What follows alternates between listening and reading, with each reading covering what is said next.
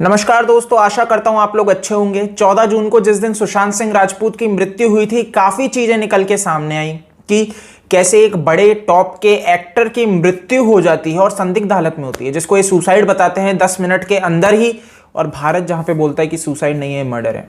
तो लेकिन क्या होता है, आप एक सोचो, एक क्राइम सीन है, मुंबई पुलिस जिसको महाराष्ट्र सरकार देश की सबसे बढ़िया पुलिस बताती है, तो ऑब्वियसली बात है कि वो किसी चीज में काबिल होंगे, इसी वजह से नंबर 1 पुलिस भी है। लेकिन वो 10 मिनट के अंदर उनकी नंबर 1 जो उनका बुद्धि है उसको यूज करके सारी चीजों को, सबूतों को नजरअंदाज करके ये कह देते हैं भाई ये सुसाइड है।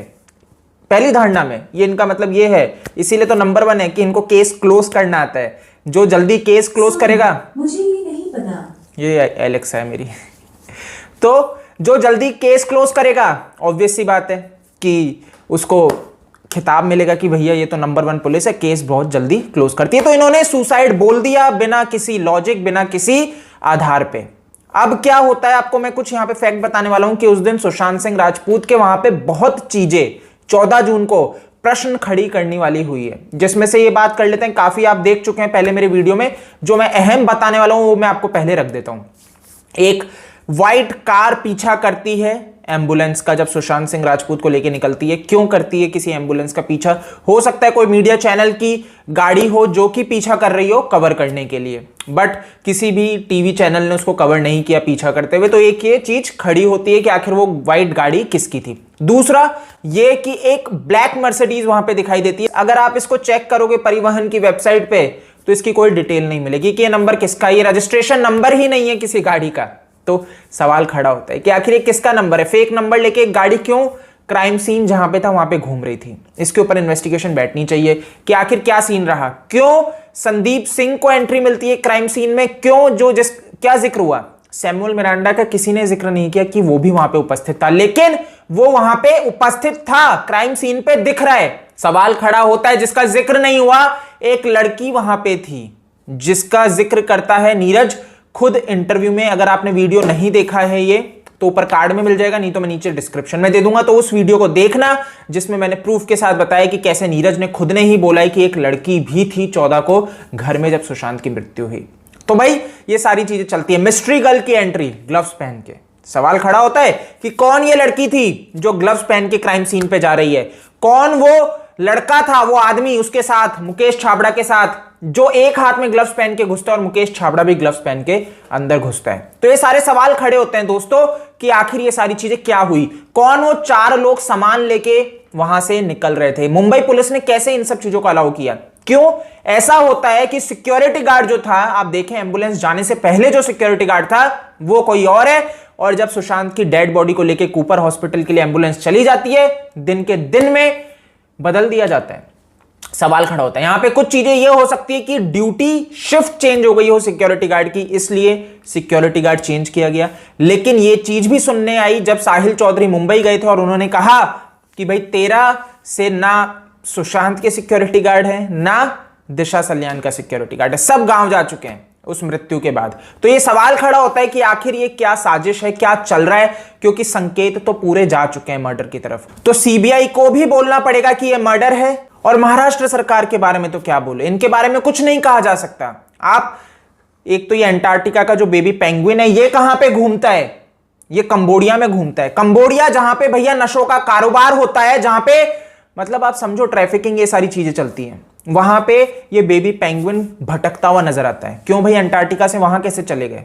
ये समझने वाला विषय है दोस्तों कि ये लोग कैसा रैकेट चला रहे हैं। क्या ये लोग सत्ता की आड़ में ऐसे गलत काम करते हैं? वोरा रिपोर्ट क्या है?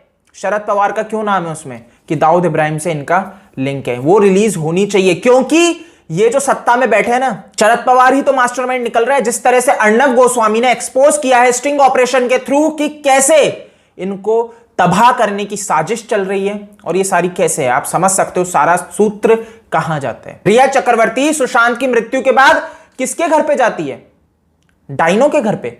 आप नाम पढ़ो, वो बहुत जने बोल रहे थे फराह अख्तर के घर पे गई थी, नहीं, आप एक बार नाम पढ़ो, नाम क्या है, ये किसके घर से निकल रही है, क्या करने गई थी?